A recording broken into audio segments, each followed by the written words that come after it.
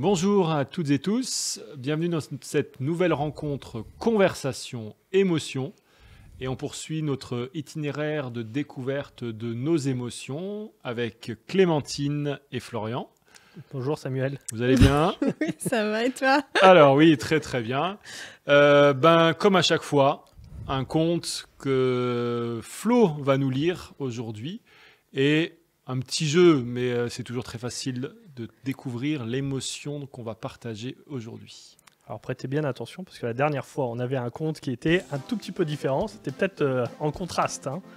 On est dans un pays où le soleil brillait toujours et où les fleurs ne fanaient jamais. Dans ce pays vivait Céleste. Elle avait été élevée dans une bulle de bonheur artificiel, protégée de toute forme de tristesse. On lui avait appris que la joie était la seule émotion acceptable et qu'il fallait éviter à tout prix la douleur. Céleste était belle, riche et semblait avoir tout pour être heureuse.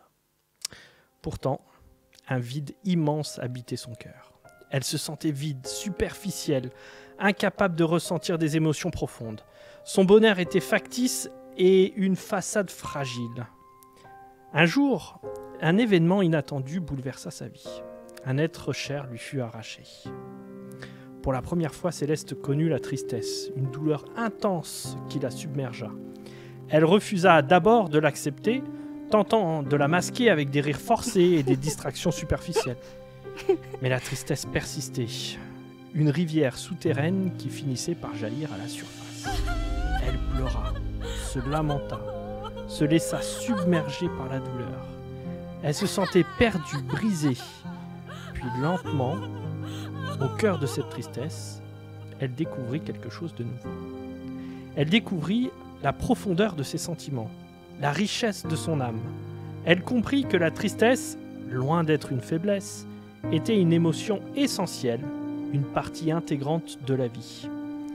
Elle lui permettait de ressentir la plus profondeur de l'amour, de la perte, de la gratitude pour les moments précieux.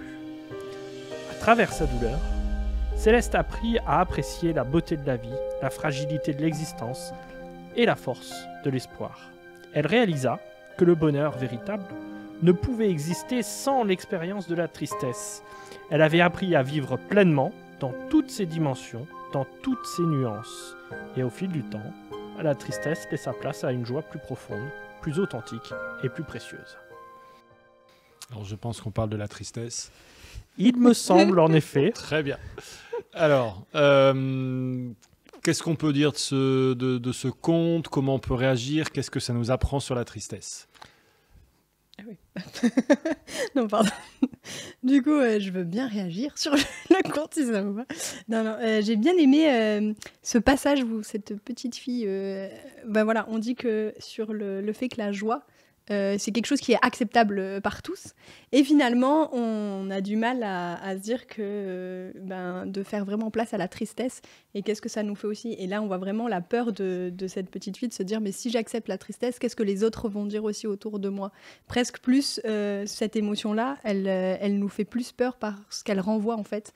Et parce que les gens vont penser aussi de moi. J'accepte pas parce que finalement, qu'est-ce que les gens vont penser de moi? Presque, de cette émotion-là. Il y a presque une peur de la contagion de la tristesse. C'est-à-dire que moi, je suis triste et j'ai peur que ça soit contagieux pour l'autre. Et que pour finir, on soit plusieurs à être dans la tristesse et qu'à un moment donné, je ne m'en sorte pas parce qu'il n'y a personne pour me sortir de cette tristesse. Et c'est vrai que c'est une émotion qui est désagréable pour le coup et qu'on essaye d'éviter à tout prix. Et on a tout plein de subterfuges pour essayer de l'éviter. Et pourtant, je crois qu'elle a un message qui est super intéressant et qui permet de la traverser, toujours de manière désagréable, mais au moins de trouver une porte de sortie. Alors justement, ça serait quoi le message de la tristesse? Quand on est triste, donc quand on a cette émotion-là, c'est dans quelles circonstances et qu'est-ce que ça veut dire? Là, en plus, on le voit, c'est quand elle a eu une perte assez forte, quelqu'un de proche qu'elle a perdu. Et du coup, c'est la tristesse, là, elle est un peu subie parce qu'on est obligé de passer à une étape à une autre et du coup de permettre de clore ce qui s'est passé pour pouvoir après mieux rebondir. Ça veut pas dire qu'on oublie ce qui s'est passé non plus, mais ça permet vraiment de voilà, d'avoir un petit peu tout ce qui s'est passé. Donc c'est vraiment aussi, comme on parlait de la joie, l'émotion, c'était d'aller de l'avant. Ici, c'est vraiment se recentrer sur soi et voilà, j'ai besoin de voir ce qui se passe. Donc c'est vraiment plus ce mouvement vers soi pour pouvoir après aller mieux partir quoi, et sortir. Enfin, et là, j'insiste sur ce que tu dis parce que c'est génial de percevoir la tristesse comme étant cette possibilité qu'on se donne au travers du vécu de cette émotion, de dire je tourne une page en fait. Il y avait quelque chose qui était important pour moi qui se termine, c'est parfois subi, c'est parfois pas subi, mais je dois clore un chapitre pour pouvoir en ouvrir un autre. Donc la tristesse, elle est cette émotion qui m'aide à voir toute la beauté de ce qui a été vécu, sans une nostalgie malsaine, mais qui m'ouvre aussi à autre chose.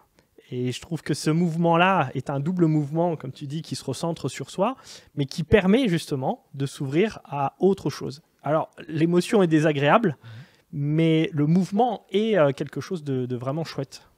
Donc c'est d'une certaine manière apprendre à renoncer à quelque chose qu'on va plus avoir, qui va plus être là, alors une personne, un objet ou une situation, d'accord, donc qui a priori même peut être synonyme de joie, avec ce contraste joie-tristesse, mais à un moment la tristesse elle est là pour dire il y avait des bonnes choses, je prends peut-être même pleinement conscience de ces bonnes choses, mais ça m'aide à passer à autre chose. Je tourne la page. Et on en a besoin en fait, cette émotion elle est nécessaire justement pour pouvoir rebondir, pour dire voilà, je passe à autre chose. J'ai besoin de passer à autre chose. Ouais, j'ai besoin d'aller de l'avant. Là, on voit aussi que même dans ce passage-là, quand plus tu le réfrènes et plus tu le mets de côté, plus aussi ça peut ressurgir en fait. J'aime bien parce qu'aussi ça, je sais pas, dans Vice Versa aussi, il y a vraiment dans le Vice Versa 1, il y a vraiment ça où tout le long du film, on voit que la joie essaye justement de non, pas la tristesse. Puis à chaque fois qu'elle touche quelque chose, c'est fou, elle va mettre du bleu partout. Mais finalement, en même temps, c'est que c'est une étape qui change. Elle passe de l'enfance à l'adolescence. Et du coup, il y a besoin aussi de non, c'était du déménagement, je crois que c'était pas l'enfance, l'adolescence, je me suis trompée. Mais elle a besoin aussi de dire au revoir à tout ce qui s'est passé. Mais c'est aussi un peu donner du poids à ce qu'il y a eu avant. Je suis reconnaissant aussi de ce qu'il y a eu. Et c'est pas quelque chose pour me lamenter, mais c'est quelque chose pour être aussi plus ouvert et être disponible pour ce qui va arriver par la suite. Donc c'est pas aussi simple que ça en fait d'être triste ou de ressentir la tristesse, parce que des fois on n'a peut-être pas envie justement de passer à autre chose. On est bien dans ce qu'on a. Tu évoques un film où c'est le passage avec des changements, une jeune fille qui grandit. Des fois on n'a peut-être pas envie de grandir, donc on a envie de rester attaché à autre chose. Donc c'est peut-être pas si simple cette émotion en fait. Oui, mais elle est au service justement de ce changement-là. C'est que dans ces moments où en fait j'ai pas le choix, parce que c'est ça qui arrive, c'est que dans la vie il y a des moments où je n'ai pas le choix du changement qui va m'arriver. Quand je grandis, je peux pas m'arrêter de grandir. Donc voilà.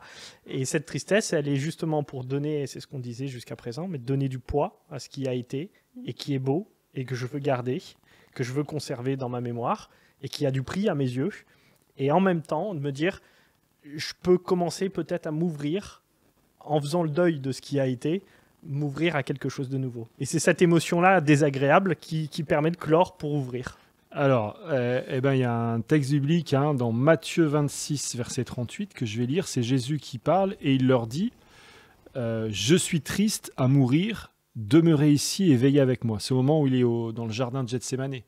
Donc ça fait vraiment sens par rapport à ce qu'on est en train d'évoquer, d'un moment très particulier pour lui, où il passe d'une étape à une autre, il sait ce qu'il attend. Et il y a cette émotion-là de la tristesse, alors c'est même très fort, la triste à en mourir, mais qui marque, j'ai vécu quelque chose avec mes disciples, en plus il est en train de leur parler, et là je vais vivre autre chose, alors bien sûr, qui n'est pas réjouissant pour lui, mais vraiment cette idée de je tourne la page et je me projette dans autre chose.